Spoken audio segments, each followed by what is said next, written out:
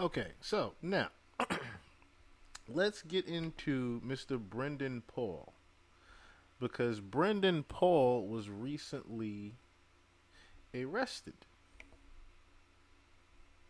Right?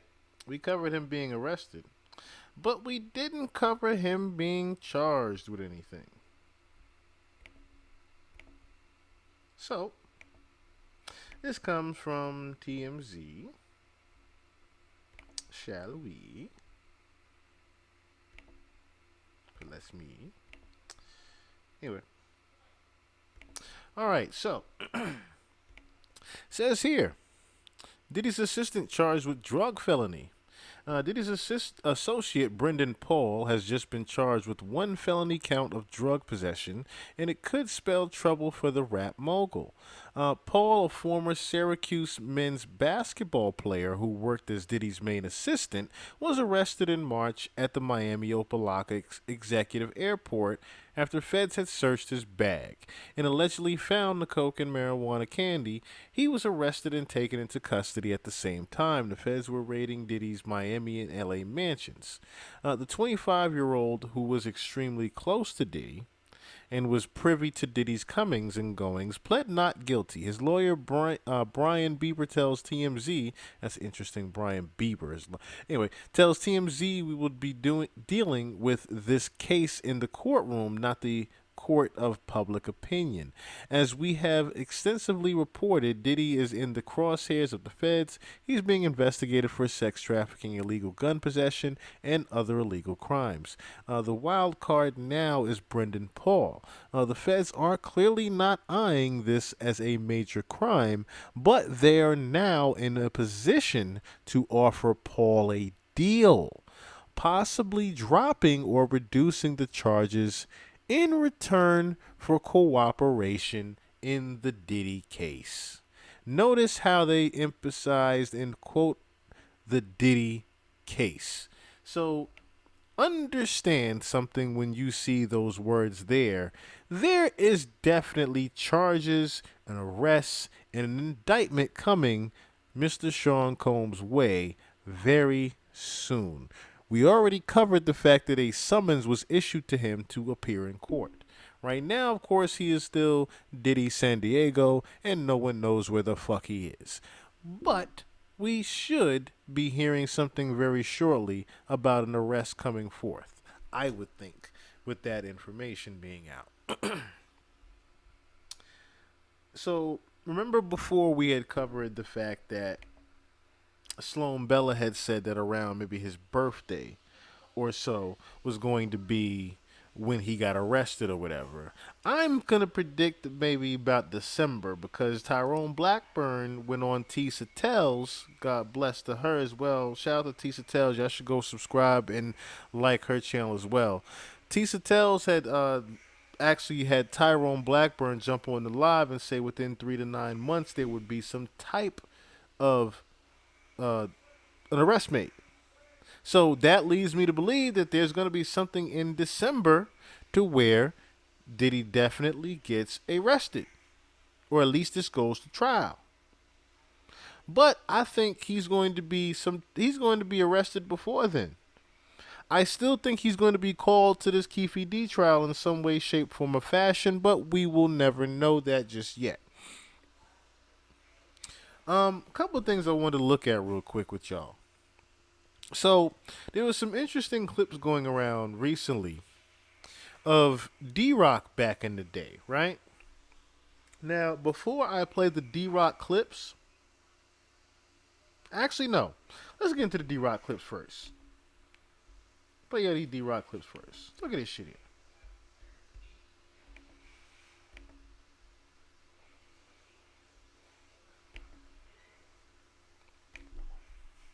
Think about it, that's my brother. Like hold on. Both of y'all. Let's get both of y'all. Ain't no dick riding going on. You know what I'm saying? Ain't no dick riding going on at all.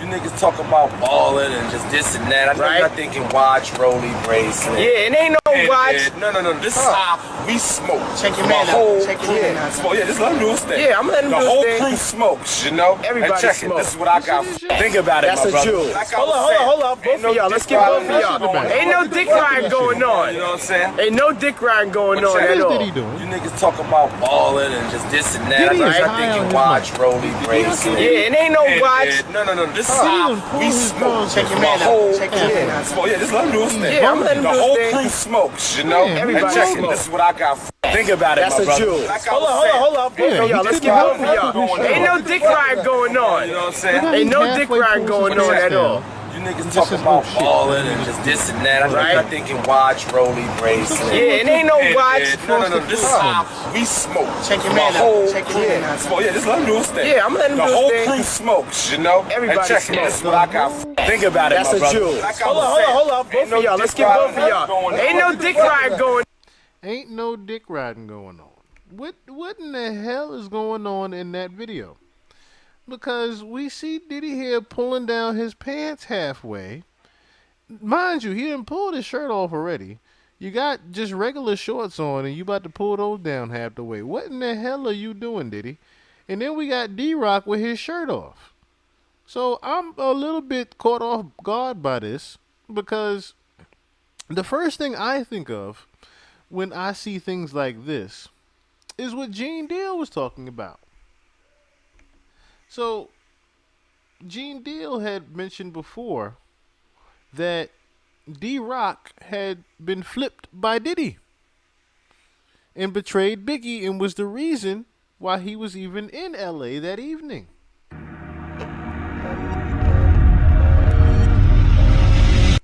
Betrayal. What did you call that title of that video? The biblical betrayal. The biblical Biggie betrayal of Small. Biggie Smalls. Is that, how accurate is that, Gene? Look at this, bro. If you know anything that everything I said out of my mouth is accurate because Okay. it's the truth. Okay.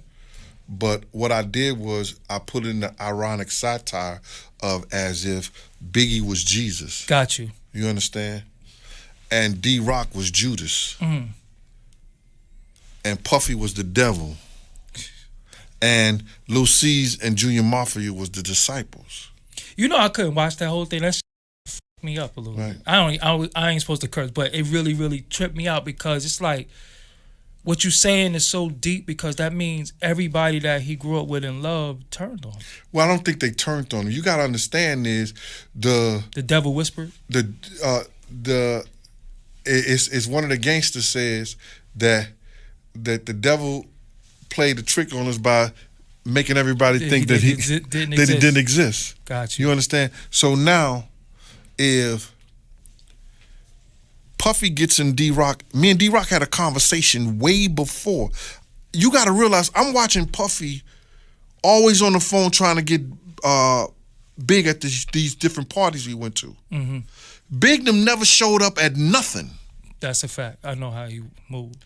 He never showed up at nothing. So then now, after the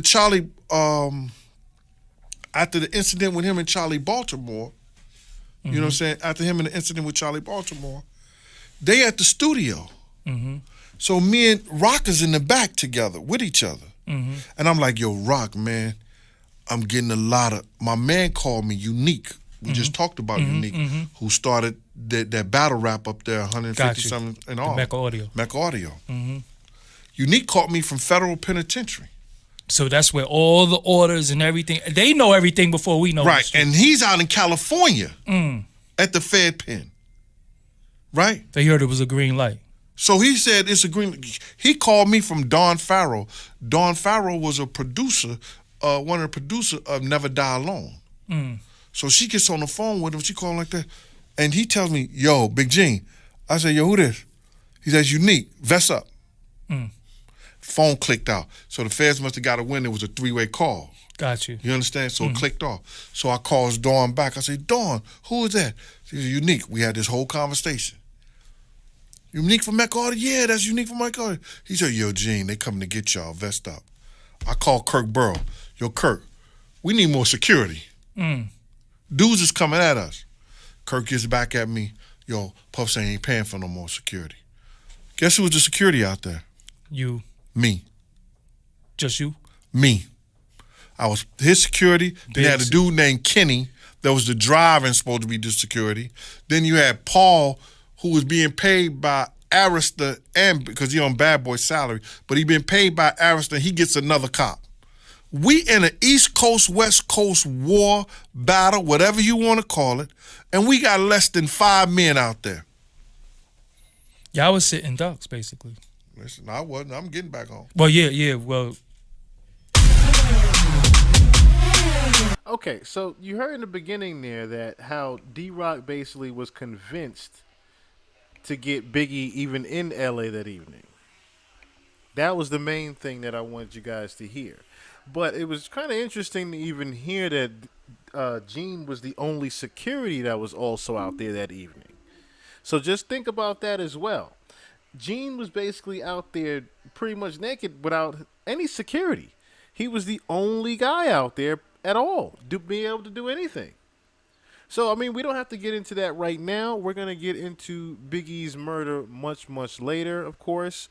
I just wanted you guys to hear that particular part of Diddy basically convincing D-Rock to even get Biggie Smalls in LA in the first place.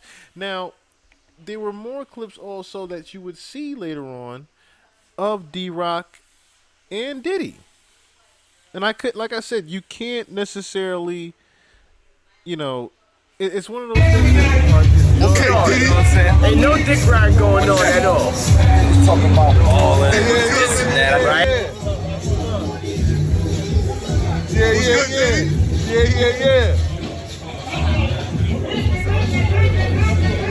So do you see how he's moving around basically? Do you see how he's a little bit nervous that he's even getting up the car?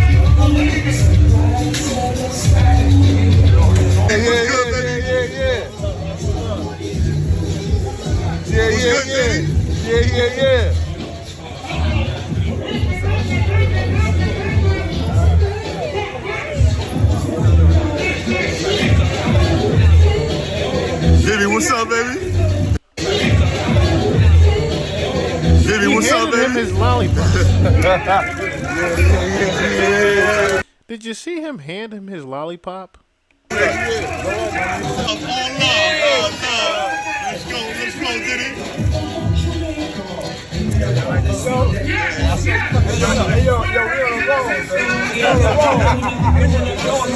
Oh, look at Earn Your Leisure right there.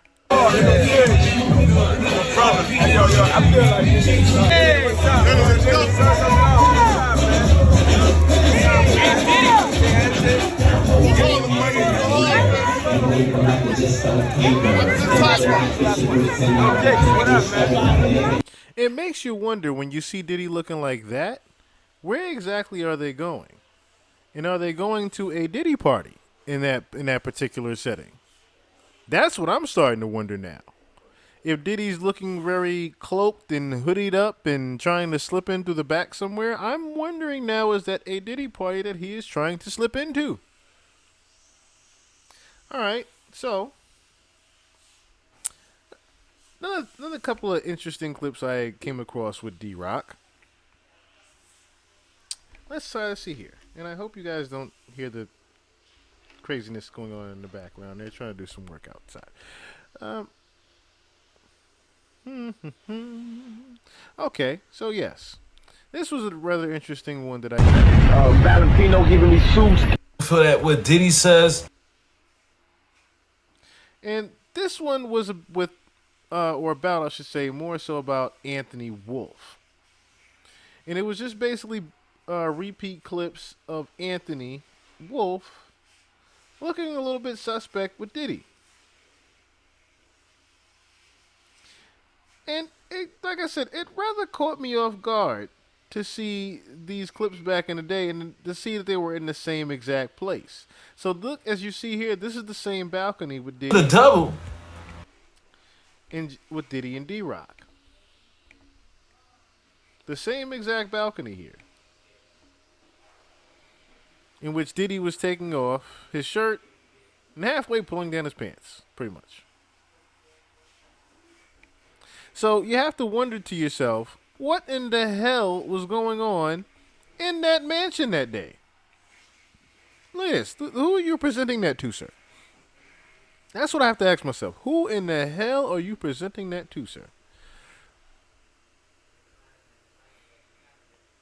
There was basically just a lot of footage that was just very suspect of these two. And like I said, I, for one, it just made me think about when Gene Deal said that,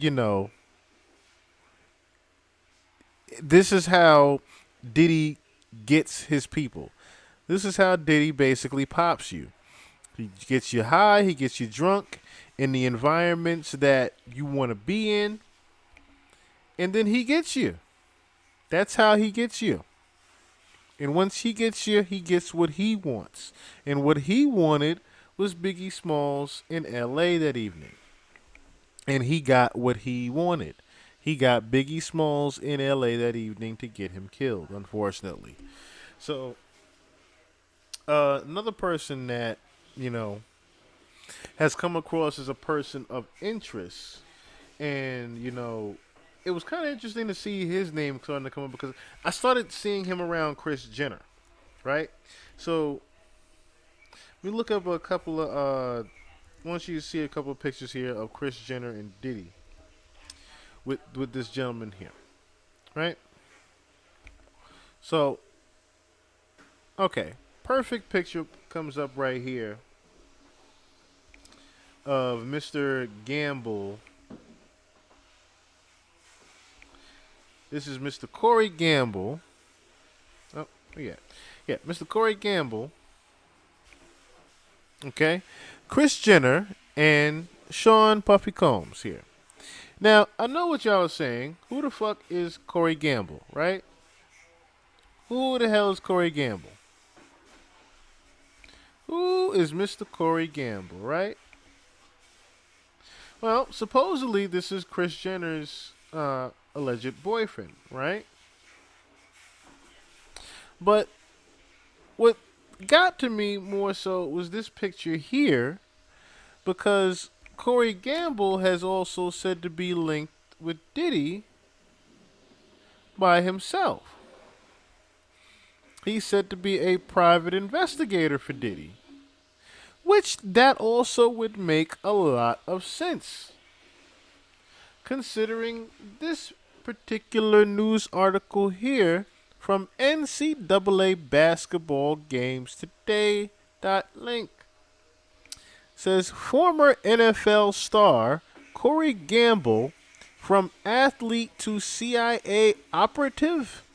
Former NFL star Corey Gamble from athlete to CIA operative. Now I know, Corey, you're a football player, not a spy, but hear me out, folks.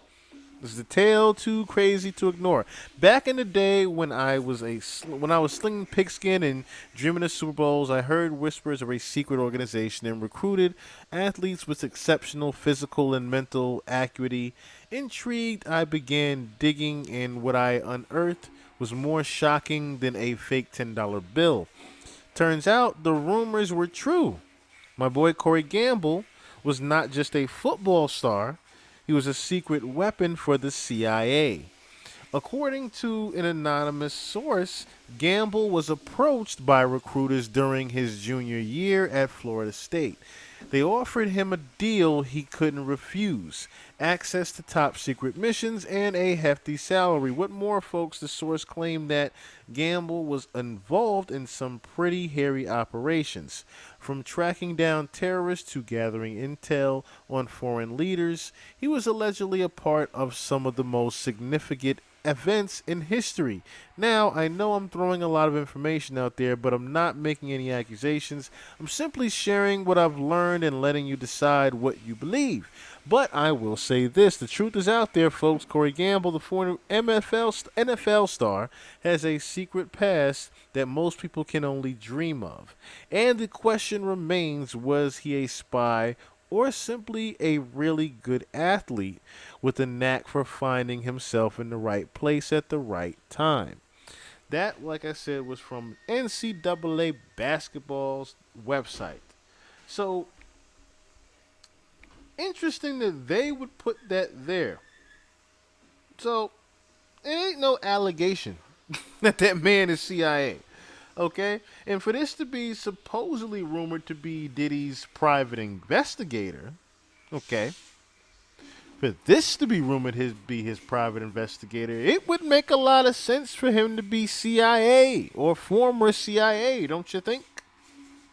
Considering Diddy himself is said to be a criminal informant. So that rumor has also been going around that he is a criminal informant. And I, for one, it's not far fetched with the amount of things that have been happening here. So the madam actually spoke out recently, right? The madam Diddy's madam, okay? Of all people. Now, if you don't know what a madam is, the madam is basically the one that the madam is said to be the one that basically oversees all the kind of like Brendan Paul, but basically the empress to Brendan Paul, if you will. Okay, so she basically oversees all the negotiations going on and things of that nature. But she got into a rather hairy situation with Diddy, and that was one of those things that led her to believe that he definitely was some type of criminal informant. So, real quick, let's take a look at Miss Madam's recent interview she did. Excited to get into this because we got so much to talk about. But if you missed part one, head over there. Is Diddy an FBI informant? Let's get into it. Shout out to Platform Podcast. Been working with the feds. Okay, here we go.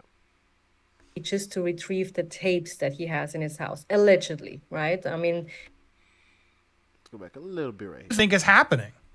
Again, speculative, completely opinion. Right. So this is just what I heard, that no one knew whose house they were raiding. Actually came out of Jaguar Wright. She actually talked about that.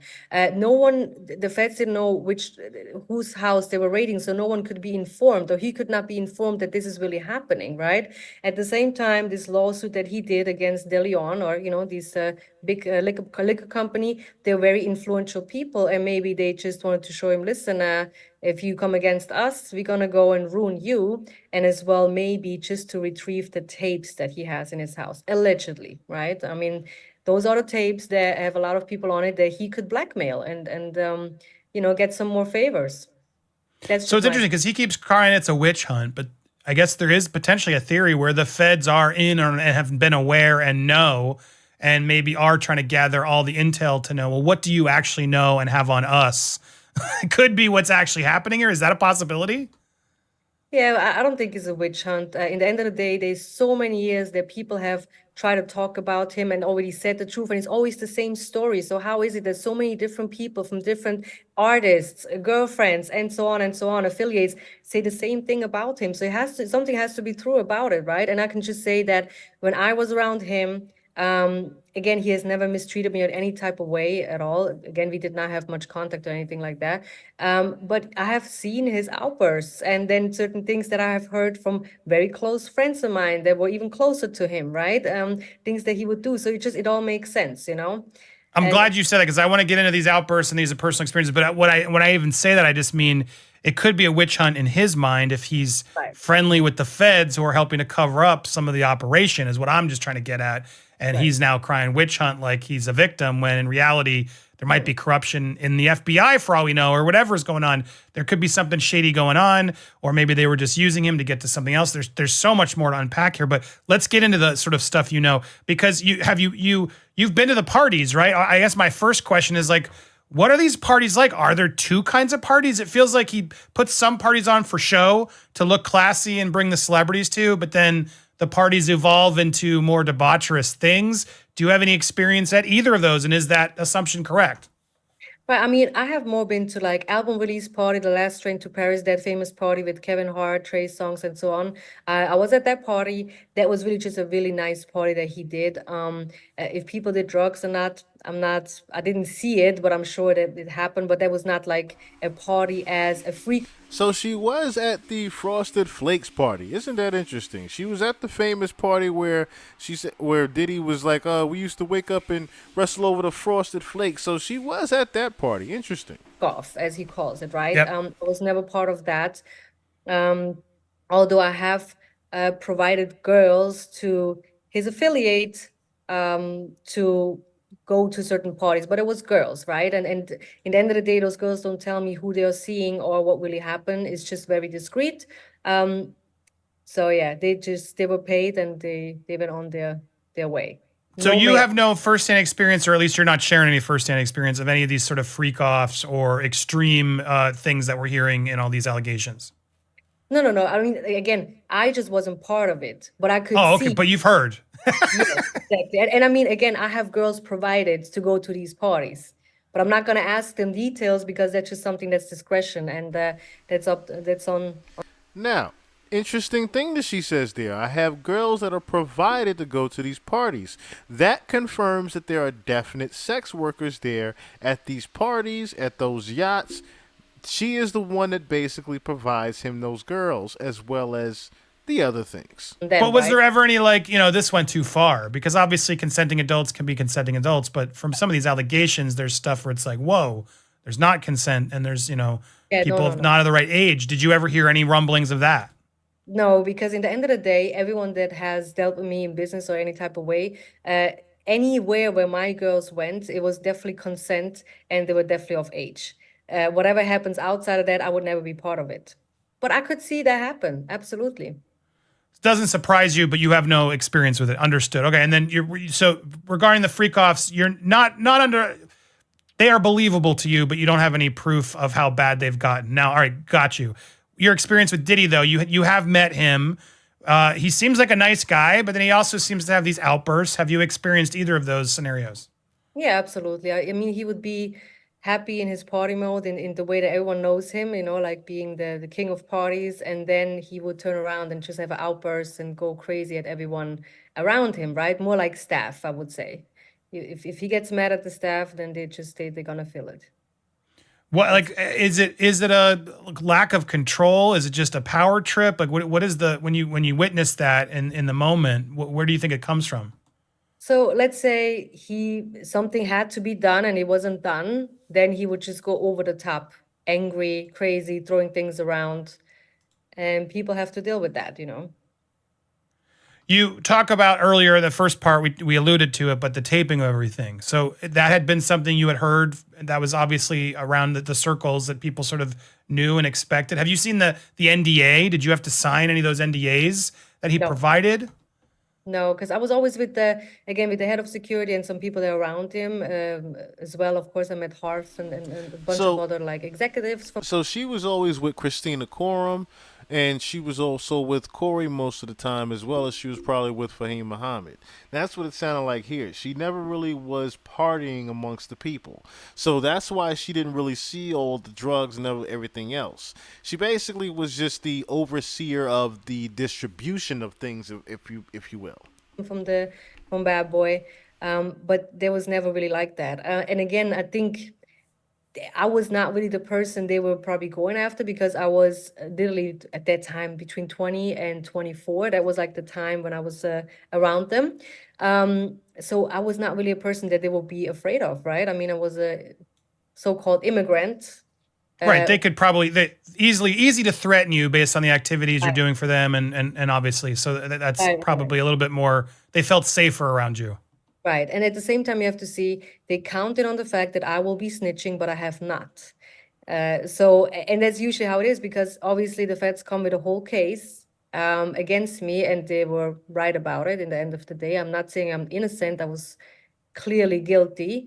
So if I would snitch, then I couldn't say nothing about them, right? But I just decided not to snitch because that's not really the way how, if you mess up, you have to stand tall in that sense, you just have to deal with the consequences. And but I think with a lot of people they probably dealt with that have snitched because they are big, there's just a long time that you probably have to sit in prison, Yeah. And then those people can't talk about it because obviously they have been rats themselves. Where your mugshots on your social, you wear it now sort of proudly. I mean, that experience, what was that like for you?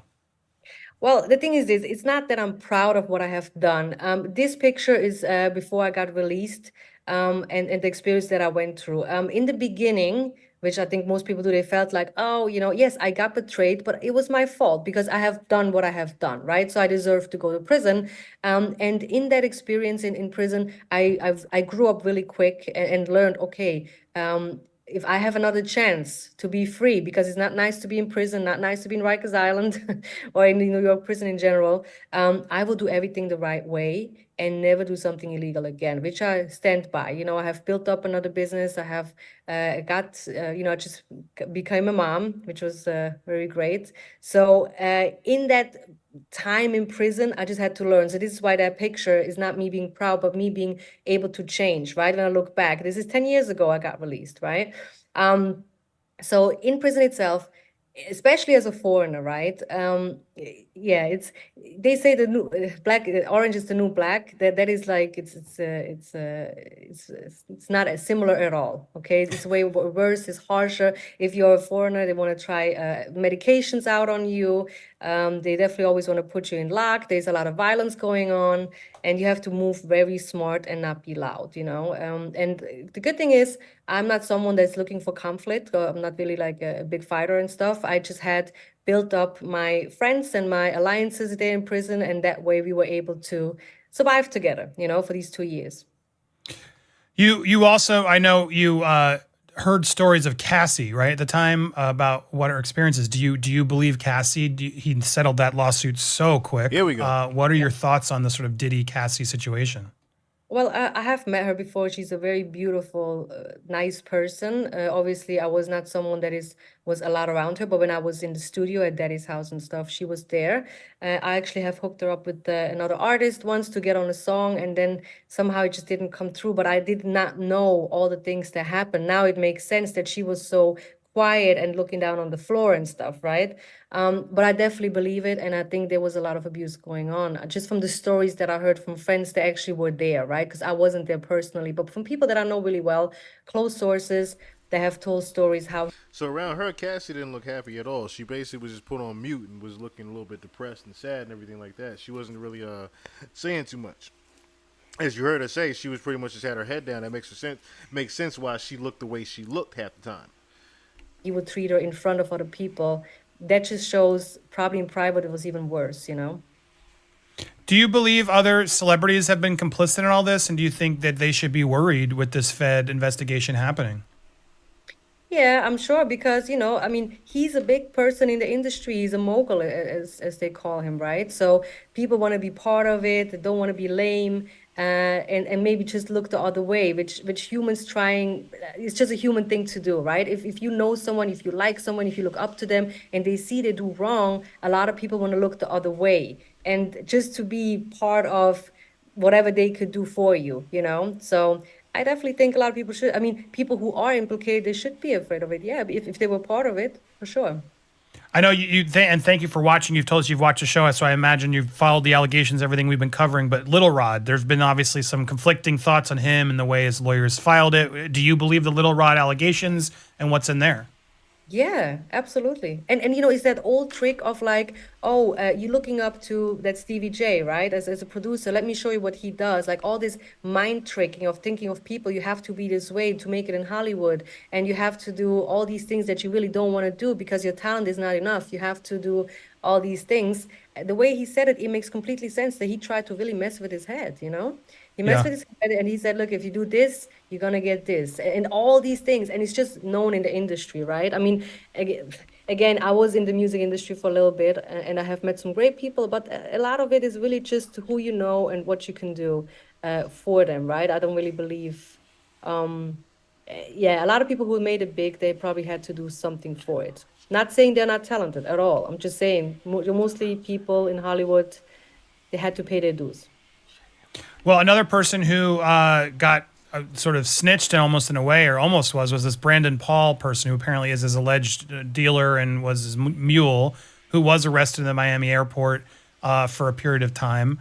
What are your? I'm sure he's watching this stuff, paying attention. he's probably terrified of snitching on anybody. But what is your advice to him as someone who's sort of now in a way more complicated situation than even you were, dealing with Diddy? Right, because he's all over the blogs. On top of that, it's not even like on the low, so people are watching what he does. I mean, the thing is this: if he, in the end of the day, it's not like Puff is going to be his best friend and he has to take one for the team. Everyone is looking out for themselves. So I'm not telling him to snitch, because in the end of the day, if he did something wrong, then he has to do his time for that, right? So you did something, you were selling drugs, then that's what happened. But I don't know if he necessarily has to snitch on Diddy. I don't know. Maybe that's just a part of it. I don't know how far he is, but he got caught with drugs. So you have to go to prison for drugs, you know? Yeah. Do the time. If you do the crime, you got to do the time. Right. Exactly. Okay. And then you can be rehabilitate and get it better. It's obviously what's key here. But do you think there's a version of this where someone like him snitches on Diddy, or do you think that whole group and circle is so tight and terrified that they won't do anything to go against him? Well, the thing is this, now the feds have a lot of pressure on them to really make this case work or stick, right? So I don't know this man, but it seems he's a younger person, who was impressed, of course, being around Puff and all that. So it's probably not too hard to put a little bit fear into him as a fed, right? And say, look, if you don't cooperate with you, you're going to do 20, 40 years. Same thing they did with me. They first they said it's 25 to life that I'm going to get. And they're trying to scare you, right? But in the end of the day, he just should talk to a lawyer and get advice from a lawyer, and then take one step at a time, and don't just take everything what the feds say or trying to threaten him with. I don't say literally, maybe. I don't know. Because sometimes it's better to just sit down real quick before you say anything, talk to a lawyer, and not Facts. do anything else, right? But sometimes, like I said, they tried the same with me. I didn't talk to them, I just said I want a lawyer. But was that was really a loyalty in you, or was was there honestly fear more outweighing the other? No, again, I have dealt with different type of people, not a Puff. Some, let's say a little bit different people, right? But which I would never snitch on, ever.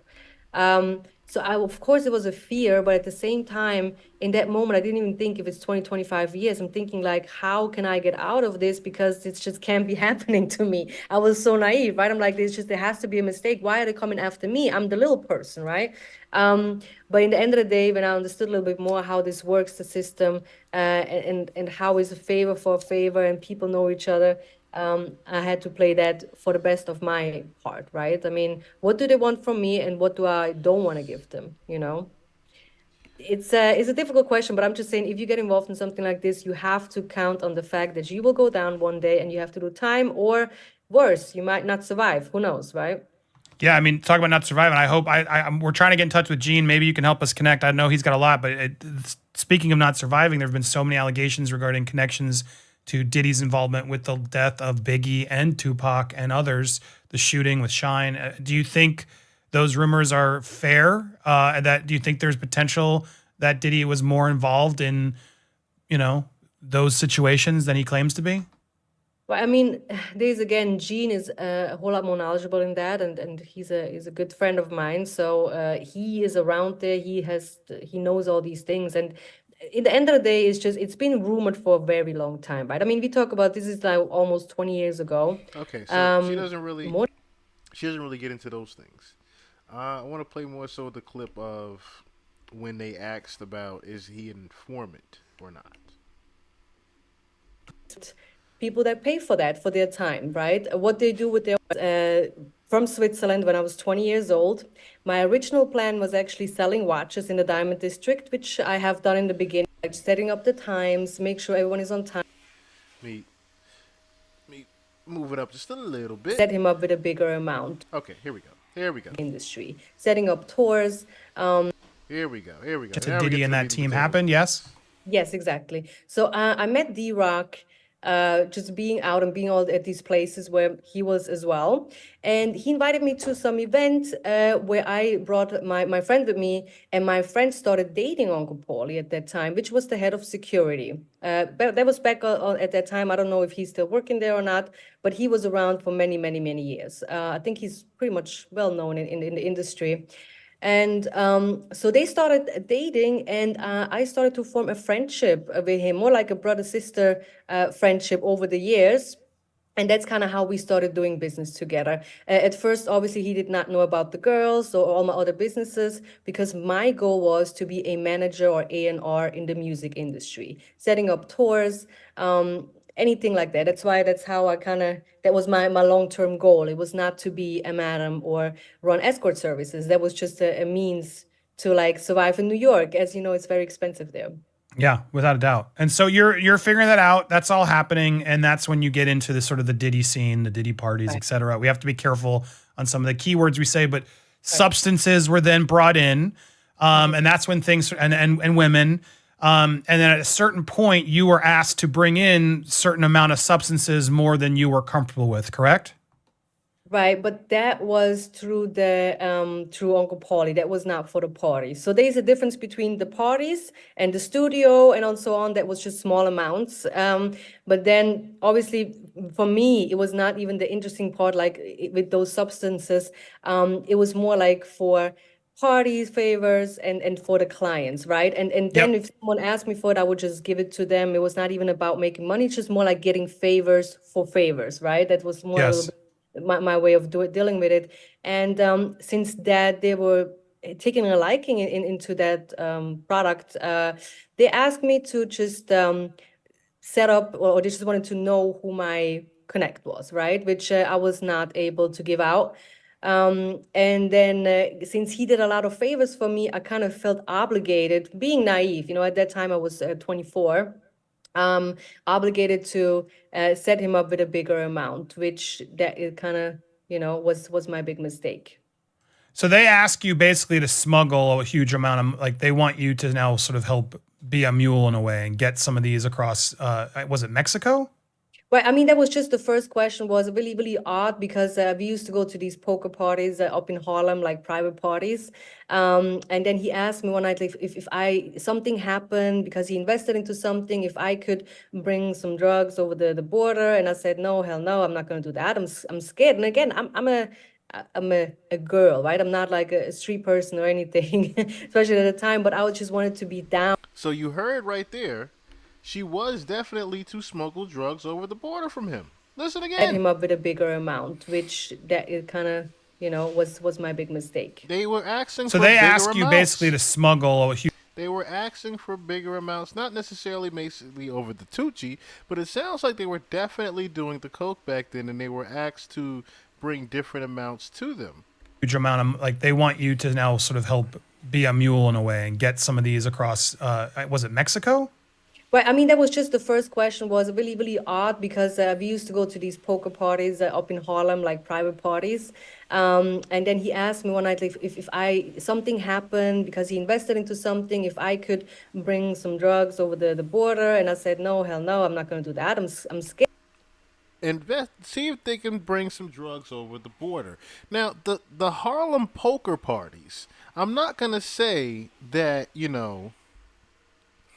that's a certain somebody, but when I hear of poker parties, there's only one particular scenario I can think of. Or should I say, there's only one particular person I can think of when I hear about the Harlem poker parties, right? Look at this interesting clip here, or picture here. When I think of the Harlem poker parties,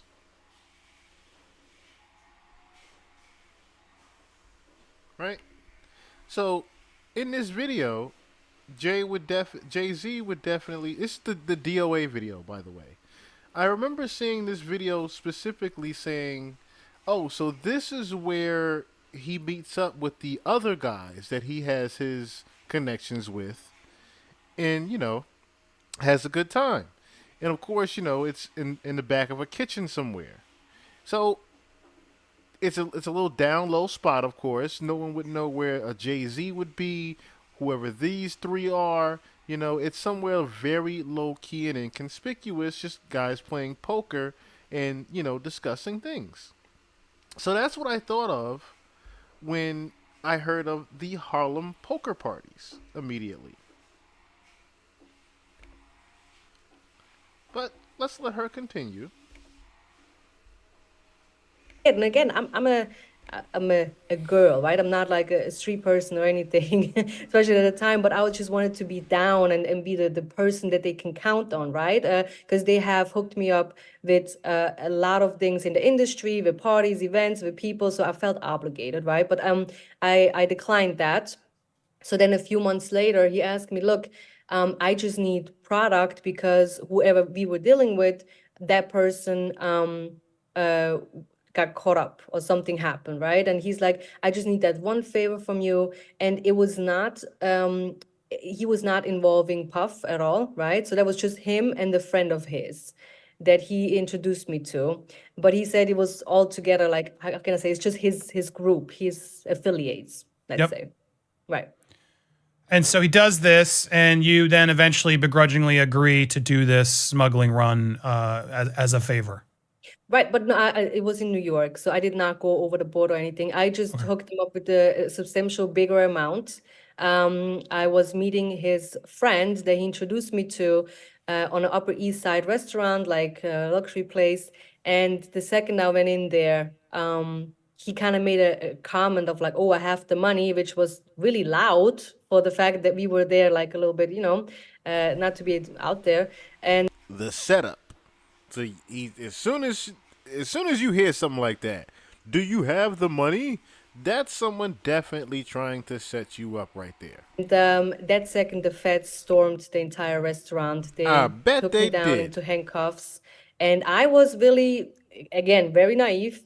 I didn't know exactly what was happening. Why was that happening? This is a friend of his, so and I didn't really understand as well the American system, right? How you can even set somebody up because, as far as I know, it doesn't work like that in any other country, especially not where I'm from. You can't just do a crime and then set somebody else up so they doing the time, So I didn't. So obviously you heard right there, right? Diddy's friend basically was the as you could say the decoy. So she gets set up with one of his friends to basically buy a bigger amount. Remember before he tried to get her to get a bigger amount beforehand. So what does he do? He sets someone up to basically do a negotiation with her to get a not necessarily bigger amount, but a close to big enough amount to where they can actually take her down in exchange for, like I said, a favor for a favor later on, being that he's an informant. So being that Diddy's an informant, he basically gets the drop down on her, sets her up with a negotiation for his side guy. He yells out the key word or the code word. Hey, do you got the money? She, of course, is a young, dumb, naive one, like she just said, doesn't know what's going on. Boom, she gets caught and set up and gets caught by the feds. So, yeah. Diddy is definitely an informant, y'all. I didn't understand that. But what fact is that that guy that said I have the money, if we both got arrested, as they claimed, he would have been my co-defendant, but he wasn't because he was an undercover agent. Uncle Paulie never got arrested, right? So that means he collaborated with that undercover agent from Yeah. the DEA, right? And after that, when things are kind of like, when I went to Rikers Island and now I understand what my charges are and so on and so on, they obviously wanted me to write out who was my connect and who are my clients from the escort service, right? And obviously I didn't talk to them about it. I did not give out any names. So I had to figure out, okay, how can I kind of drop down my time a little bit in that sense? Because I was looking at a pretty substantial amount of time. And the Well, good that was thing gonna be was, my question. Like, what was the sentencing exactly? How do you? What are you? You didn't rat people out, from what you've right, told us, and so you decided not to do any of that, and you could have, but right. you stood to your ground. How did you get away with a lessened sentence, and what was that process like? Right, right. So what happened is they made a mistake with the warrant that they have for my house, right? So in the beginning, I was charged with 12 counts of an A1 felony related to drugs, trafficking, and so on and so on. Obviously, sometimes mostly when they charge you, even the feds, they charge you with a lot of things, so something will stick to that because they were not looking for me. They were looking for me to give up my connect. They were looking for me to give out the names, right? So when they went into my house, they had the wrong, I think, apartment number. So everything failed in that sense. They took all my money. So I didn't have money for a lawyer, but I had some money tucked away in Switzerland. So I was able to retain a lawyer, and those lawyers were actually able to clean out a little bit all the mistakes that the feds have done in that arrest, right? I decided not to talk, but obviously a lot of people were afraid of me to talk, and we are talking more about the clients of the escort service. And that way there was some favors open, and I was able to get a lesser sentence, right? Because in the end of the day, it's all the same circles that they're running in. So from the 8 years they offered me, it went down to 4 years. And because it was a non-violent crime, I was able to do 2 years in prison and then get deported and just get a 25-year, just I can't come back to the States for 25 years. That's like how kind of the deal was, you know. So you're paying the price. You clearly, made some mistakes. You took the time. You're doing it. Kudos to you for doing that.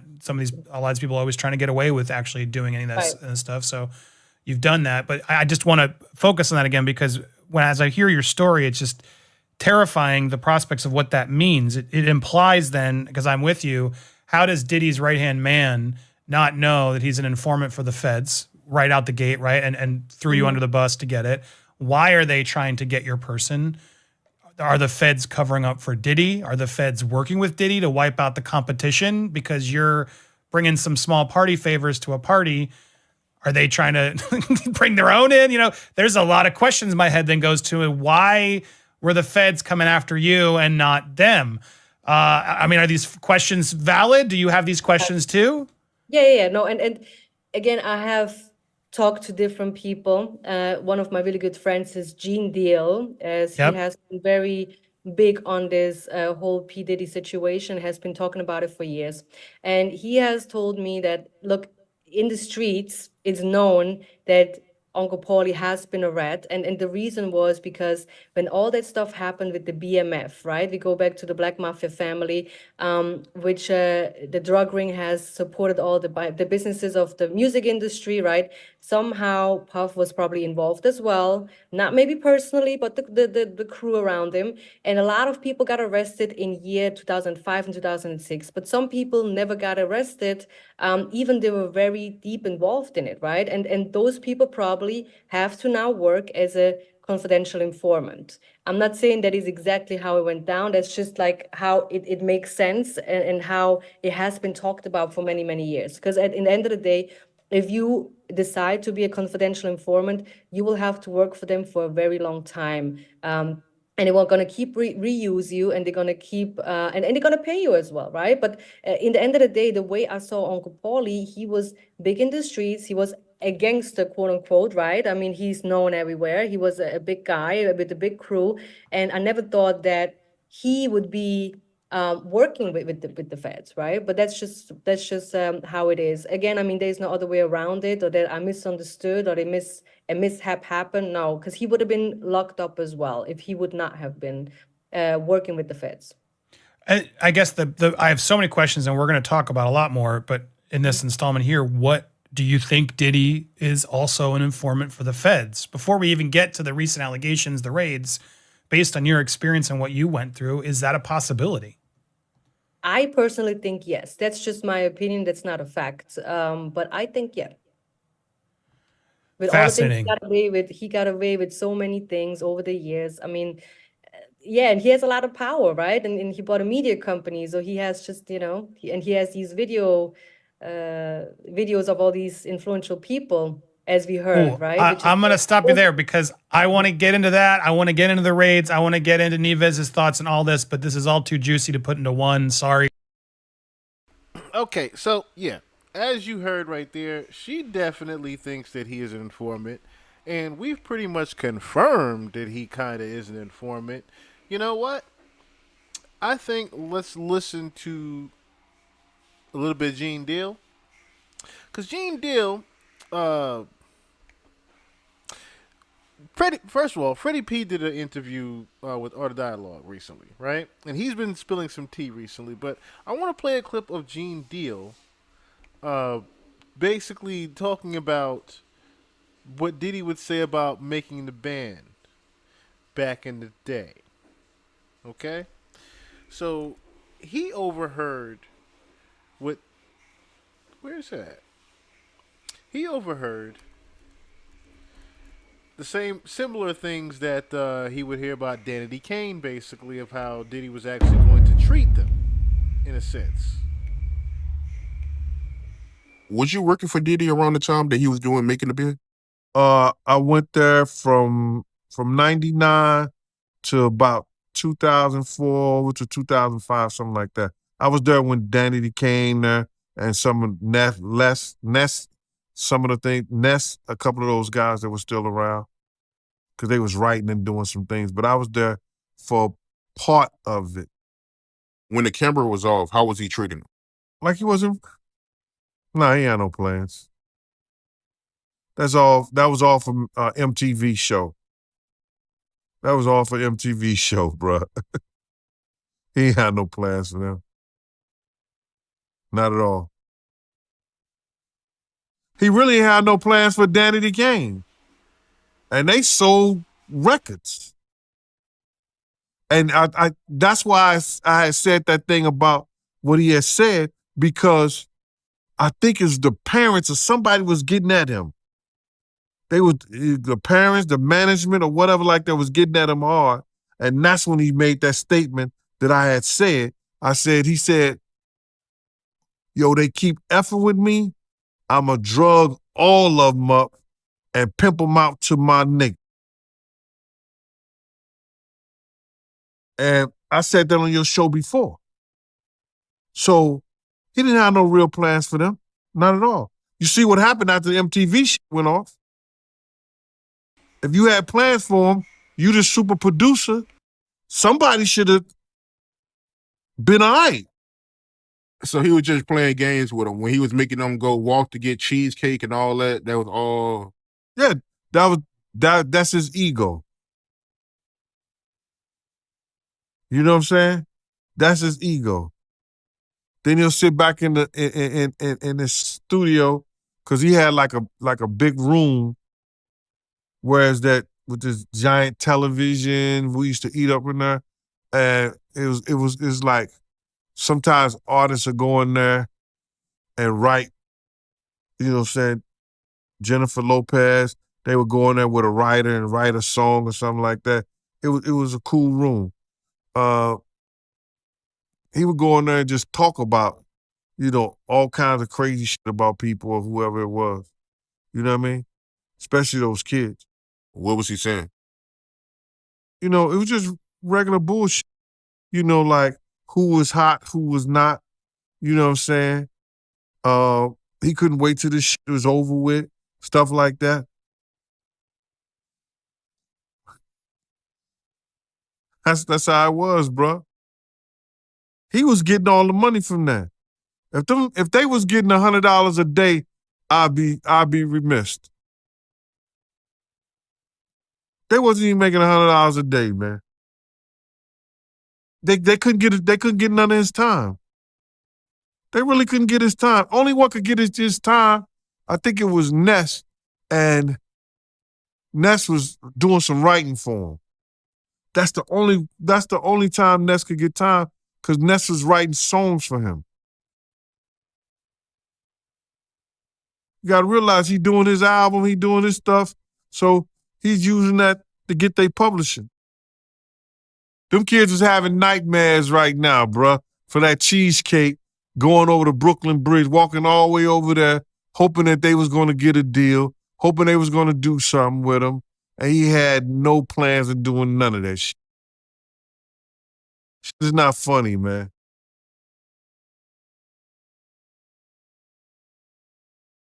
It damn sure ain't. It damn sure ain't. So, interesting enough that he would say that, right? I thought about that, right? So, like, Freddy P, like I said, did an interview recently into which he said similar sentiments about what would happen with the money.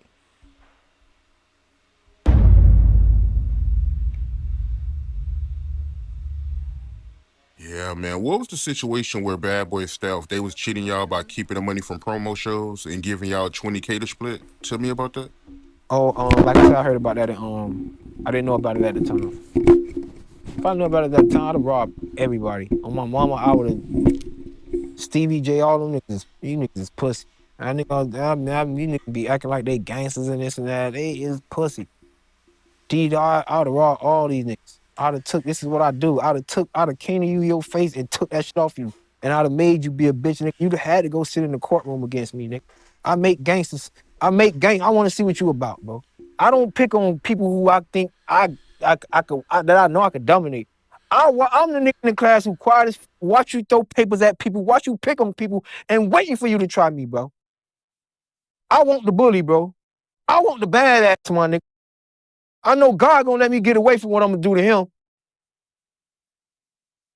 I don't want the innocent nigga, bro.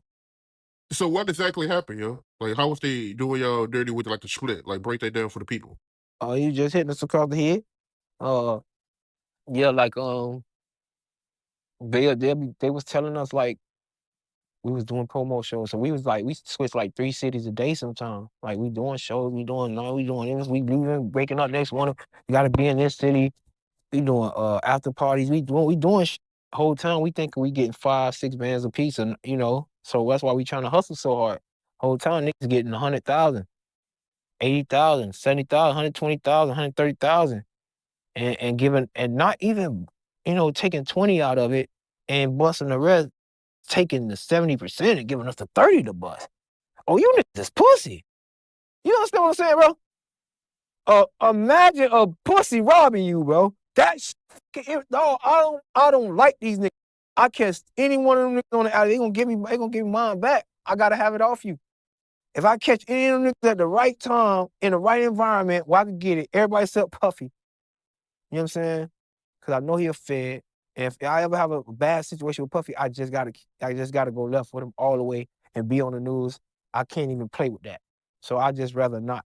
But I'm gonna keep trolling you because nigga, you owe me. You took from me. I'm one nigga that can mention your name and make money off this motherfucker for the rest of my life. Cause that bitch ass owe me. So I don't want to hear people tell me stop mentioning Puffy. I'm gonna mention that bitch ass nigga till I die. That bitch nigga owe me. He don't owe you. I mean, he ain't take nothing from your kid. Don't tell me nothing about him. You hear me? Don't tell me nothing about a nigga who took something out of my mouth. Oh, get over it. I'm over it. I'm getting money. I ain't not supposed to be doing what I'm doing though. So that nigga, everything around him, getting nigga call himself his friend. They know how I stand. I've been saying it loud. And if a nigga got a problem, we ain't got to do all this, we ain't got to get the feds involved. We ain't got to get the police involved or nothing. You just DM it, dog. We'll link up, shoot that shit out. And the man who walk away say self-defense, dog. That's it. That's how we handle that shit, dog. I'm tired of these fake ass gangsters. These niggas is fake. They've been faking for so long. They been faking for so long. I watched these niggas turn into characters. I used to know these niggas and there was nobody. I watched niggas turn into actual characters for a brand. Like niggas is not like that. But I don't try to fuck a nigga money up. But nigga, I know. Give me an M. I'm gonna show you who is who. Give me an M.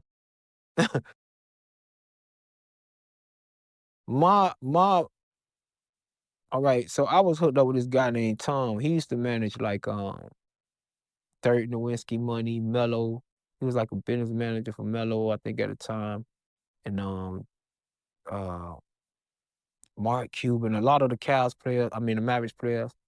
And then, I'm just friends with him through a friend of mine, and we kicking it. He showing me all the shoes he got from Mello, a whole closet full of shoes he don't even wear that he got from Jordan. Everything that come out from Mello don't even like.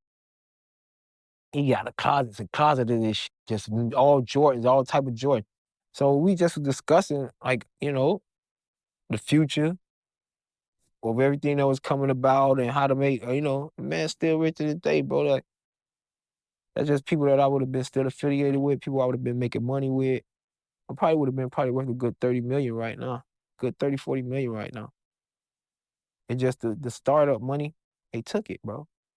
I worked for it. People act like, oh, why you mad, bro? It's not like I'm asking for nothing. No, these people paid us what we was worth, and these people took it from us. Yeah, I'm upset about that. It ain't like we seen a nigga money and wanted some of his money. Then I can understand why y'all shouldn't have signed for it. No, nigga, we signed for it. We went through it. We took all that. We took the wealth. So even after that, when we got our just deserved, they still took that. And that's was enough to change lives. The brand made so much fucking money, bro. When you do second season, third season, you're supposed to renew for way more money, bro. They knew we didn't have that type of knowledge, but he's doing it. He's going to MTV getting from 8, 10 million or whatever the first one was to 40 to probably 70. But by the time Danny the Kane get, he probably got 100. You get what I'm saying? People don't understand how big it was. We was the first you seen on TV. That you seen on YouTube getting reactions out of people, and that was us. So imagine at that time, without YouTube and one source to get to it through MTV, the ratings of the first show that give you natural reactions from niggas in the hood, playing with niggas in the hood and see how it gets you, see what it gets you. It got you a bunch of fights, a bunch of drama, ups, downs, tears, jail cases, all type of shit, right? It was the first time seen on television, my nigga. And you took it and made it look like it was something you did. I can understand you, my nigga. Got a 43 million, bro. Even if you took 33 and busted 10, my nigga. That's just what a gangster would have did. But you a bitch, nigga. And then I see you around here doing, again, nigga, vacations and shit like that. You buying bitches this and that and Carisha, this and that. I look at all them. I don't give a fuck if it's $1. Every time he give you bitch ass nigga, son, he get one of y'all, son, he give y'all some of my money. He don't care if it's $1. Y'all got my money on you. That's how I feel about it. I'm gonna feel about it. If it's 10 cents I got 10 cents in every drink, y'all. Every fucking drink in y'all refrigerator, I got 10 cents on that bitch. And I ain't getting nothing for it, but you niggas walk around laughing at me. That's what made me want to rob you, nigga, and take from you, nigga. You know what I'm saying?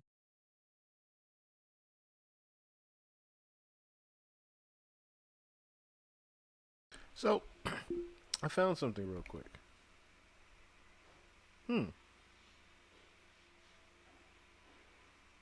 So, not sure if this is the same making the band here, but similar to what Freddy P had said.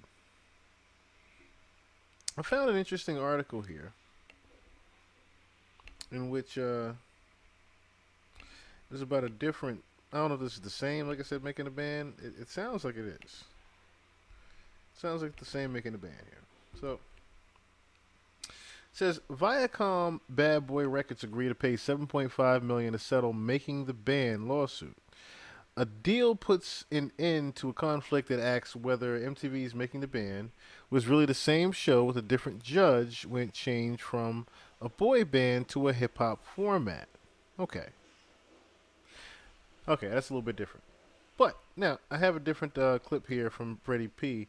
Now I didn't know this, but they got forced to wash Swiss Beats car. I didn't know that.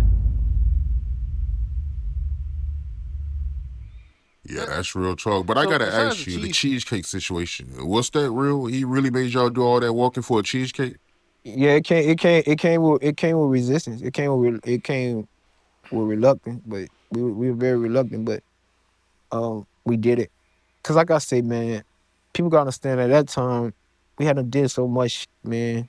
Waking up 6 in the morning, training, walking around Brooklyn screaming Biggie lyrics at 6 in the morning, just feeding the homeless, washing Swiss Beats car, washing cars, all type of shit. Yeah, we had to did so much initiation, kind of like getting to the 12th grade and quitting.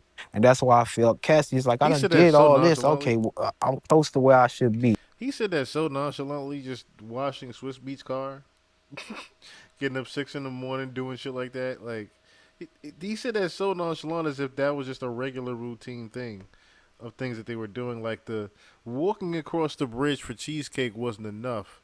You were doing way more embarrassing things, basically. So, from what Gene Deal even says, he basically had making the band just doing a bunch of circus acts for TV. He wasn't necessarily having any, he didn't have any plans with them whatsoever. He basically was just, pimping them out for the show to make some extra money. Remember, he made 43 million off of them on the show. That was already, that's a fact. That right there. Freddie even said that himself. He made 43. Ness also said that himself and confirmed that they made 43 million, close to 45 million, off of making the band. And Diddy got to pocket all of that, or a majority of it, I should say. So that is one of Freddie P's biggest gripes of this, is that he was basically uh, a sideshow freak for a couple of months and wasn't paid for it. I'd be pissed off too. You get what I'm saying? And that's how he dangled it around in front of you. That's how He got you. He always make you feel like it's right here. You don't want to leave the situation because if you leave it, you don't have nothing saved, nothing. Everything you've done, you might as well keep going just to get something from it because everything you've done so far falls on deaf doors. There's nothing coming from it. You done had orgies and everything. You done did everything to please this man and show him you love him. And truthfully, you see he's selfish. I mean, any person that love you ain't finna share you. I don't give a fuck what nobody say. Oh, that person don't love you, man. I don't, your nigga don't love you. Your nigga selfish. Your nigga using you when girls like, oh, I'm threesome with my nigga. That nigga never had bitches before. That nigga used his bitch to get bitches because he never had a threesome before. A nigga who got bitches since high school, one time I got chased out of school because I'm bow-legged or whatever they like about me. I got chased out of school when I first walked in that bitch by the baddest bitch in the school, wind up smashing anything online. Go ask everybody about Shanika Lawrence. Go ask everybody about me and Shanika Lawrence. And, you know, she was that bitch in high school. She was her. And I had her. And then after her, it was every girl who was her in my life, like I had them. You know what I'm saying? Keisha Cole, I knew Keisha for sure. Yeah, I ain't gonna get into all that Keisha. I think I took her to the awards. I had Chopper kicked out or some shit like that when we was younger and she was crying or whatever. I took her to the awards with me. Before she was famous, y'all think she used to drive like a green little Lexus or some shit like that. You know what I'm saying? She pulled up in a limo. I had her. She was my company. You get what I'm saying? There's a lot of, you know what I'm saying? It's a lot of shit. Man, Nick be just talking on real gangsters don't, you know? Bro, he had y'all watching Switch Beats cars? Hell yeah. Nick, we watched Swiss Beats car. You see how I said that shit? We did it. Man, we had to learn Biggie every word. I don't know why we did it. I guess it was good TV. You know what I'm saying? A lot of stuff was for good TV. And that's what happened. Like, that's why people don't understand, like me and Puff. The reason Puff don't like me, I'm the only one Puff never spoke to since the band. Like, but one time, like, probably twice. But it's because, like, I don't know if it's, you know, like, it was back in the day, somebody used to say something like, I don't know if it was like something they used to say amongst each other, but somebody who worked at Bad Boy came and told me, like, they was like, man, they were like, boy, if that nigga would come to New York and he ain't in the studio, boy, we shut the studio. Don't let that nigga in the studio. Ooh, ooh, ooh. We don't know what's on his mind. Ooh, ooh. I guess that, you know what I'm saying? It's like, you come to New York. That nigga used to think I was crazy, man. I had the MTV lawyer scared to meet me, and she used to be in the building with me because they were fucking us over, bro. And they'll see me on camera reacting to it, and now those people don't want to meet me. You get what I'm saying? Like the Dave Chappelle shit, I was on the couch with Dave. I got a picture. It was me, Dave. I was on the couch with Dave when he came up with that. Dave didn't think of that.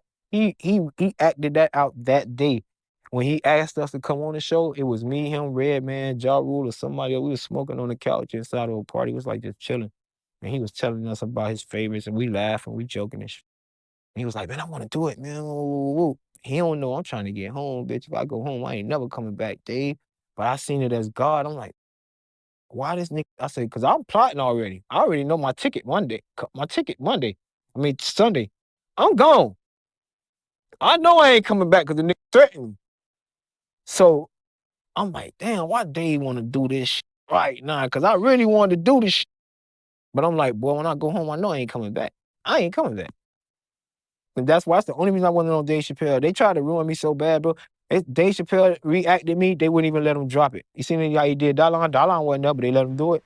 He reenacted me, they wouldn't even let him drop it. Third season, like if you go back and listen to the old music, every song that I rapped on, they replaced it with like a techno beat to make me sound bad. They was killing my brand, shit like that, trying to make me sound off. But it was too late. Like people already knew what I was capable of, knew what I was made of. Like a lot of things, like it's self-explanatory. Like you could tell, like one of the reasons I knew Puffy didn't really f with me, like he didn't like me. Like that's what I knew. He could have changed my life. Bad Boy 2 soundtrack. I got a song on there. It's called "The Devil Keep on Fucking with Me." That's my song. I used to walk out the street singing that song before it even had a hook, a beat.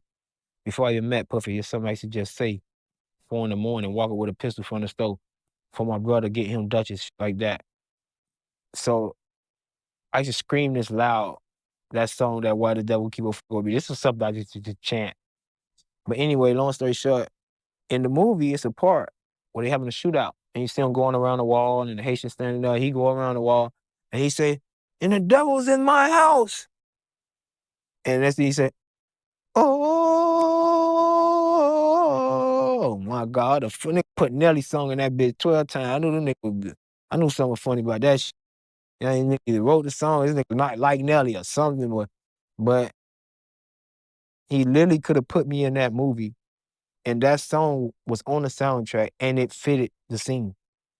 Why the devil keep on fucking with me? And he talk about who let the devil in my house? Blah, blah, blah. Whatever the Jared was saying, the Haitian was saying when they was having a shootout in Bad Boy 2. But I knew right then, I said, oh, yeah, this nigga, yeah, it's selfish nigga, you feel me? I knew it. Most Scorpio niggas like that, though. The ones in the... So I'm gonna pause that right there. Well, I mean, we're gonna end it right there, but look at what he's saying. I'm gonna show you real quick at what he's saying. And interesting enough, when you just Google certain things, you know, look ironically what came up. So you have not only the lyrics right here,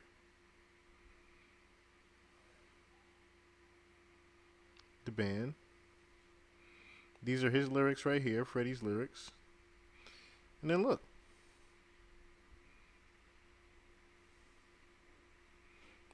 The devil is not welcome here. It even references the actual scene that Freddie was talking about.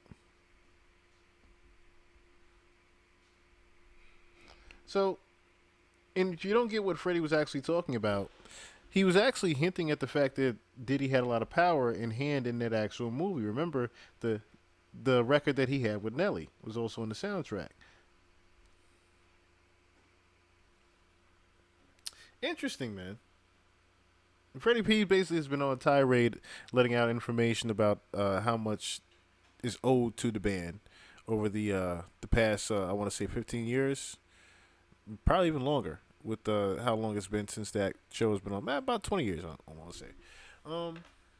Ness also has been on a couple of interviews talking about what happened back in the day. He was on DJ Academics recently talking about what happened with the band back in the day and how the things that, Diddy used to have them do and so on and so forth.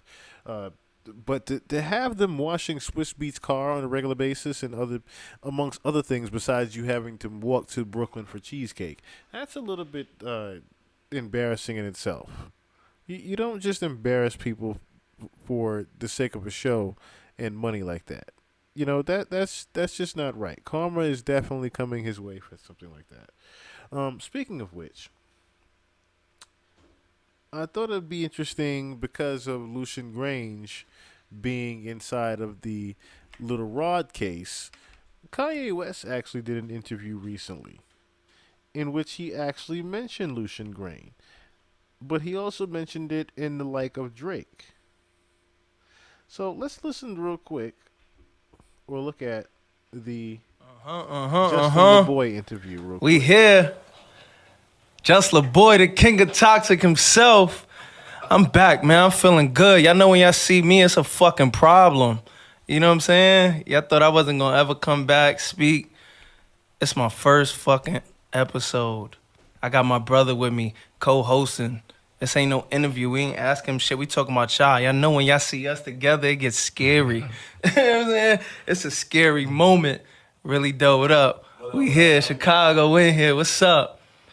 Yeah, I don't even gotta introduce you. We're not even gonna do all this shit. We just gonna get straight into it. The hottest shit in the world right now. Let's jump right in. We saw you and your wife out at Disney. Next, we see reports of a battery charge as a result of your wife being sexually assaulted. Wifey, okay. What happened? How important is it for you to protect your loved ones? Yeah, it's just.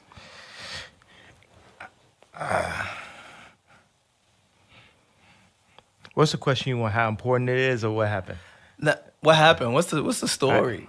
Cause you got security and you a Chi-Town nigga. Yeah, it's like my wife is walking to the bathroom at the chateau, and then this guy. So this wasn't at Disney, cause I think everybody think this happened at Disney. Oh well, let's not kill the magic. So this happened at Disney.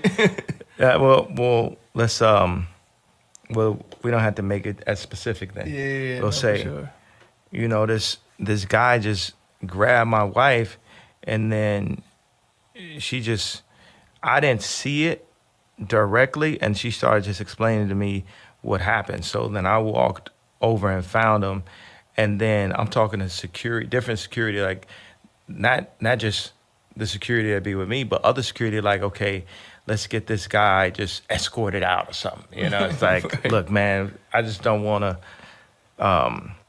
And then I talked to the guy and said, yo, I need you to you just need to leave right now. He's like, oh, it's okay, it's okay. It's like, no, it's not okay. It wasn't okay. Then he saw it wasn't okay. He had to go to bed early, tuck this nigga in. Okay.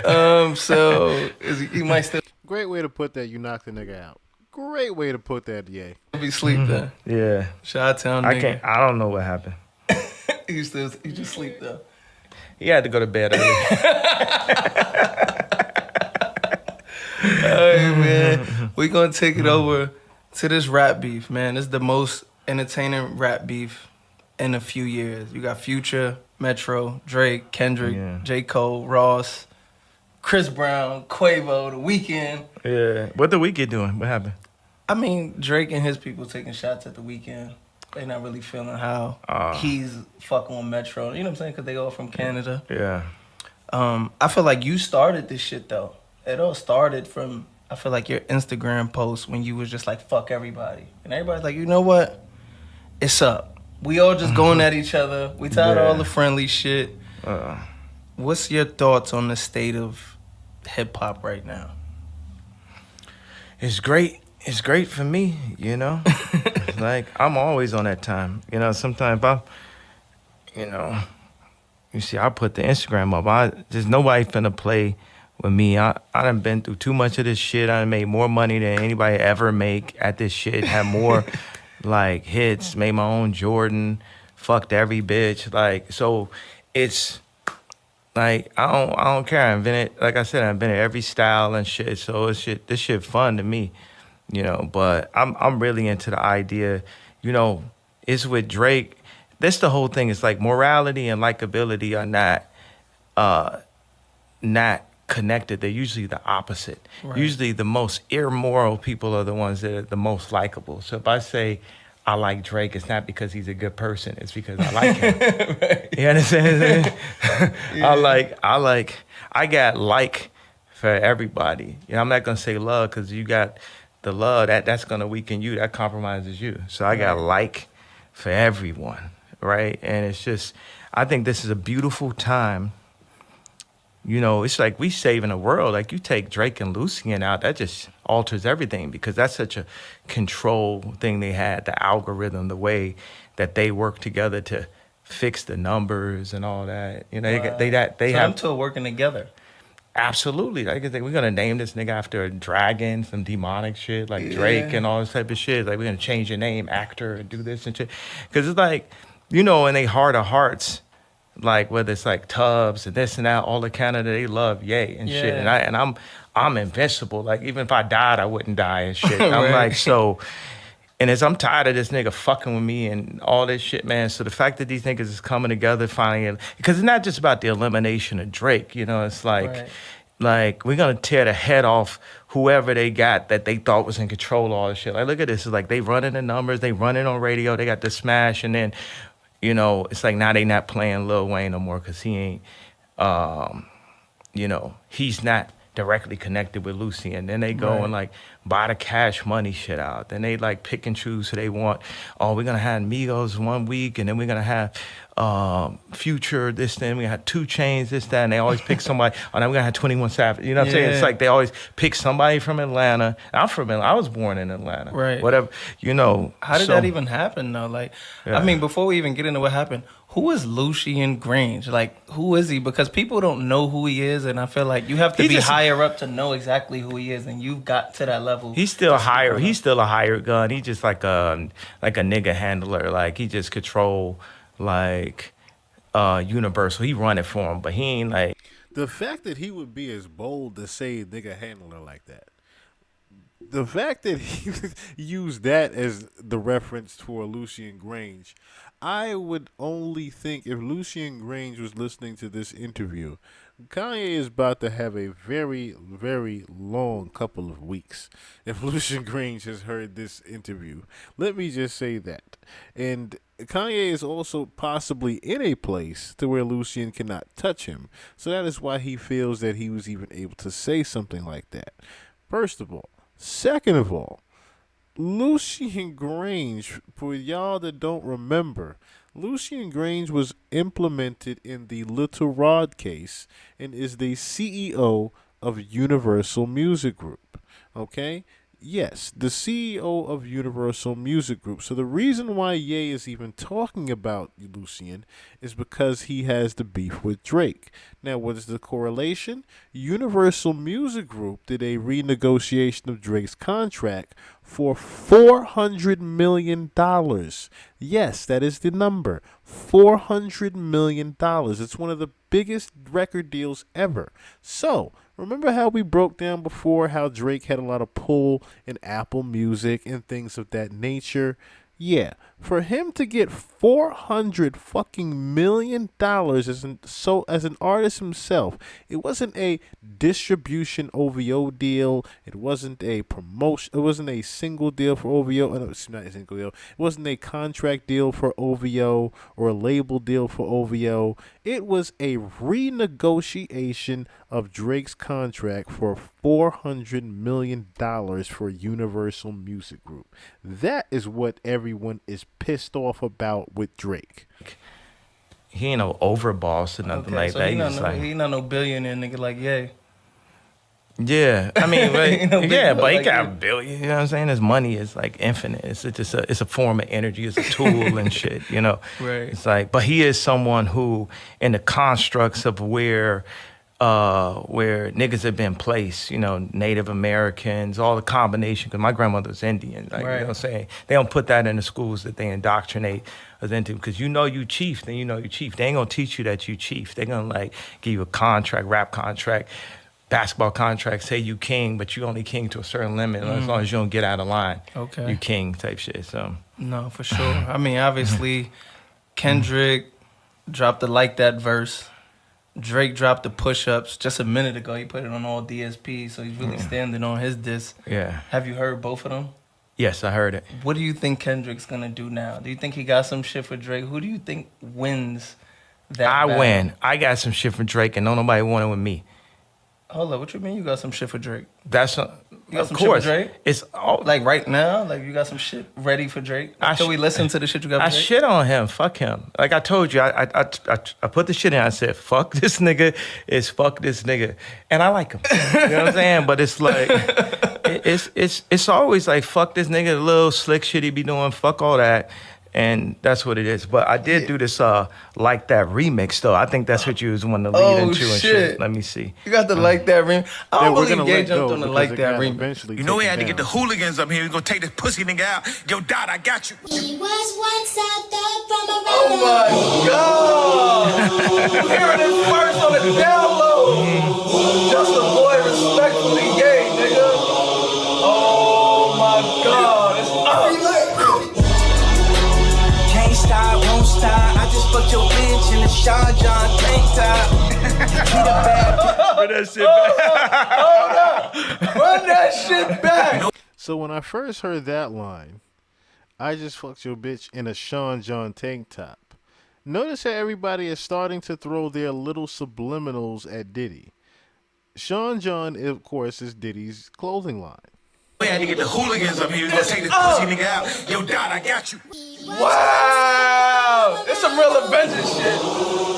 When Ye come on some shit, oh, it's really up. Oh, it's really up now. Oh my God. Can't stop, won't stop. I just fucked your bitch in a Sean John tank top. You treat a bad bitch like she average. I treat a bad bitch like a fat bitch. She'll never let me get money again. Oh my Williams God. when they get funny again. Yeah, you see they tried to count me out. I like that. We just hit a number one. We right back. Another number one. 500 up at the top. Vulture. Titanium grills. Call that smile on the rock. I done had everything that you're able to got. I invented drill too. I ain't gonna lie, it was chops. Hey. Another one, wow. You won. Then it's 2 and 3. Vultures on repeat. Download it too. Like Pablo, drug dealer sheep. Pluto sent the drones and hit like Metro Beats. It's a rap for niggas. Where's Lucien? Serve your master, nigga. You caught a little bag for your masters, didn't you? Lifetime deal, I feel bad for niggas. Y'all so out of sight, out of mind. Oh my God, you hearing it first. So notice he also threw that little tidbit in there as well. Lifetime deal, I feel bad for niggas.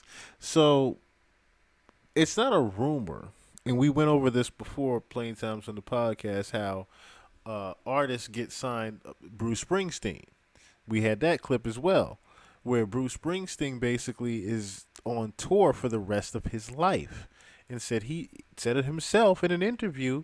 He made a deal with the devil, basically, that he had to tour for the rest of his life. Notice you have artists like Elton John that is still touring. He had one of the biggest grossing tours with Taylor Swift last year for billions of dollars. So this is not something new, where artists are basically signing their lifetime contracts. So when I hear something like $400 million, yes, that is a heavy, heavy duty amount.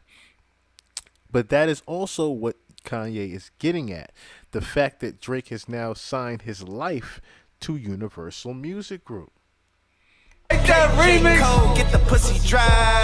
Play that shit back 130 times. Young dope dealer selling dope, is you like that? Wow. Dogs kicking in doors, is you like that? Young thug niggas selling Future doors, back is you together. Like that? All 24, Kendrick back rapping together. Niggas from the bottom really like that. Damn. Stepping in The Metro drums are still hitting, huh? Pop another bottle. Here it goes. Wow.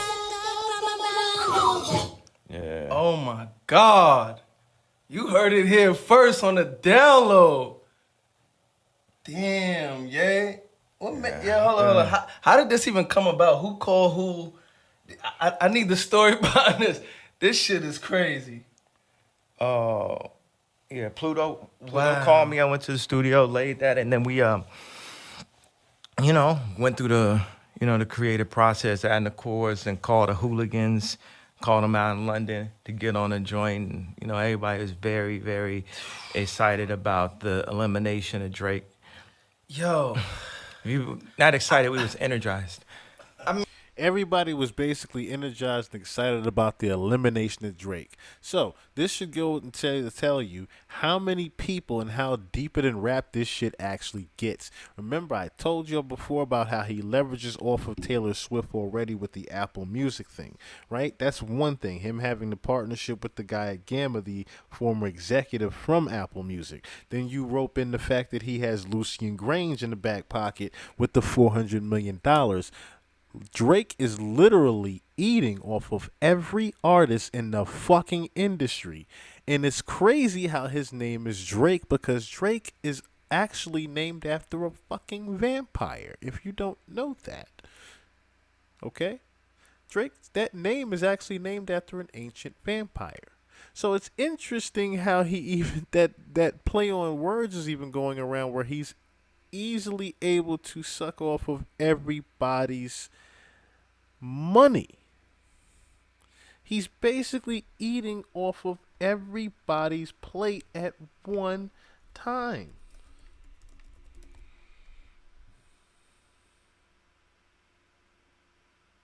That is crazy. That is crazy in itself, and that is why you hear things like everybody was just excited about the elimination of Drake.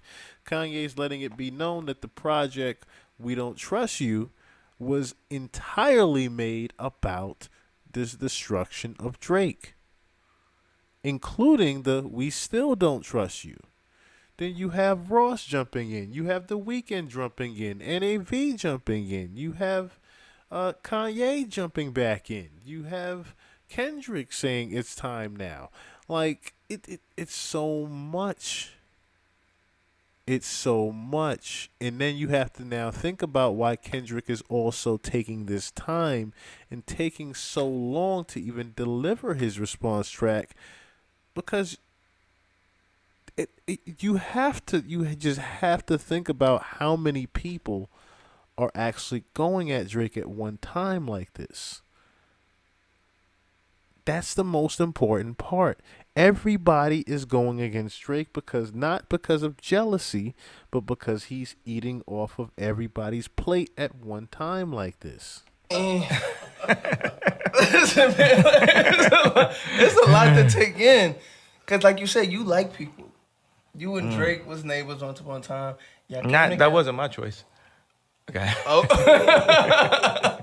Okay. That was my choice. Y'all was friends. He was your little bro at one point. Y'all was.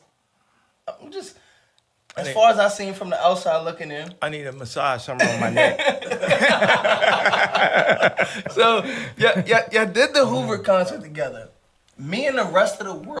Okay, so as you can hear right there, basically played off the fact that the Hoover concert. When I known that, I seen that from a mile away that the Larry Hoover concert, the Larry Hoover concert was basically a business arrangement made by Jay Prince. There was no actual future type of arrangement made for Kanye and Drake to get back together once that even happened. Even when they did the whole little shoving gift and everything that everybody's seen recently where they're pushing each other back and forth, that was all, of course, Jay Prince organizing that in the parking lot of them just getting things out real quick. But for them to even be in the same area, on the same stage, in the same parking lot, things of that nature, it just, like I said before, goes to show you how deeper than rap this thing actually goes for Jay Prince to get enemies that clearly do not like each other in the same vicinity, let alone do an entire 2-hour banquet show for Larry fucking Hoover. This right here is a display of how much this is more business than it is even rap related. That's what Kanye West is talking about. There is more business relation in this whole beef than there is actual personal beef among people. Everyone thinks it's surface level as if it's over a girl or two. This is nothing to do with women. This was more so to do with the money that is being distributed amongst the artists. I thought y'all were back cool. What happened after that? Like, what happened after that to where y'all didn't? Because I thought once that concert happened, it cuts Drake's soul. It's like he signed his soul to the devil to not be cool with me, to have to, like, this is his job to go against God. Wow. And it cuts his soul. But what is it specifically about Drake that everyone hates? I just have to know that, because it's like for everybody, all of the great, Weeknd, Pluto, Metro, Ross, Kendrick, Yeah. like there's something obviously wrong with this one individual that no one wants to speak about, and I feel like you're the only person that's gonna really put it out there. I say rich baby daddy. It's like Drake has a rich baby daddy named Lucian and Universal. Wow. He's like, like, man, my daddy got it. You know what I'm saying? It's like, my daddy controlled the spins. My daddy got the DSPs. My daddy. Drake has a rich baby daddy named Lucian. So all of his streams in the number ones is controlled by someone named Lucian. Well, Lucian worked for people who control the banks in Africa, who keep, Oh my God. Think about it. Download. We had Black Wall Street, we had Harlem, we've been gentrified, and we ain't really been pulled together since. So you heard that. The CEO of Universal Music Group is backed by bankers in Africa. So he's not even the main investor, or should I say the main owner of this big label that mainly runs majority of music. Isn't that something? Other than to maintain what they call the black vote, which you don't have an opinion in that vote. And then they get all these celebrities, they go on TV like, we got a problem with his political opinion. He's out of control. He's bipolar. He's anti-Semite. He's whatever they want to call somebody to try to get people to not listen or have, take away the influence. But look, it's just, I'm God, you know what I'm saying? Wow. I'm back here again. I'm letting y'all know what it shit. is. It's like, it ain't even shit. It's like, this is what it is. I've returned, Yeah. There you have it. Ye is the GOAT. You know what I'm saying? Like, just change the AT to a D. So you only needed the first few parts, the first few minutes of that, the first 15 minutes to basically get what he was even going at. So apparently, Ye even has more beef with not just Drake, but he apparently has beef with Lucian Grange as well. And for him to just vocally say it the way he is, he's not trying to hide it. It just goes to show how independent Kanye West has become recently, to where he does not have to conform to even telling lies for or against, or should I say, for or with the record labels anymore. He now feels that he can just speak his truth and say whatever he wants. There is no such thing as a filter anymore with Kanye West. And this particular Kanye West looks to be more of a beast than anything. If you notice how he has the teeth now, he's basically shaved his teeth in order to feel like he does not need to be he does not need to do the usual human things and constructs as far as brushing the teeth. Now it's just like, I guess you would power wash those shits now, but little things like that, the head being shaved but him still having the beard, it's just little intricate things you have to notice that Kanye is showing that he is now a rebel and warrior for himself and his family. He is no longer having the kid gloves on that he feels that he had to be censored with a couple years ago. This is a completely different Kanye West, I think. Let's play a couple more minutes of it and then we'll wrap. Hold on.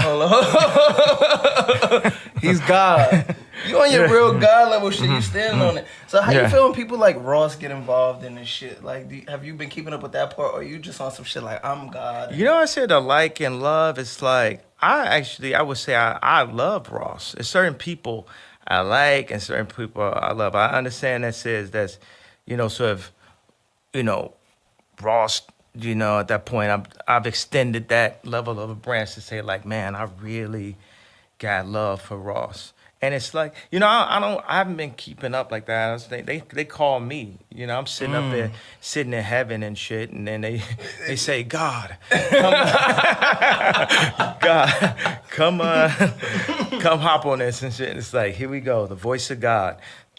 Yeah, how does that make you feel though? Like knowing you're that great, because you had Carnival that was number one. And then the next number one after that, then they call you to be a part of what I believe is going to be another number one. Does that make you? Yeah, it feels good. I had come, I had to come and do my job. Right when I heard it, I was like, yo, Kendrick shifted the energy. You know what I mean? Like, we brought out Vultures number one, Carnival's number one.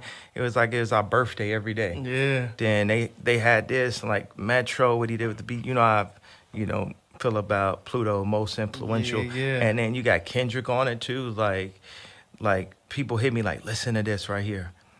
And I was like, okay, they shifted the energy. It's like we had to get to work. Yeah. So I'm up here working, and I just get like the back call or the like, yo, get on. It's like, word. It's like, it's up.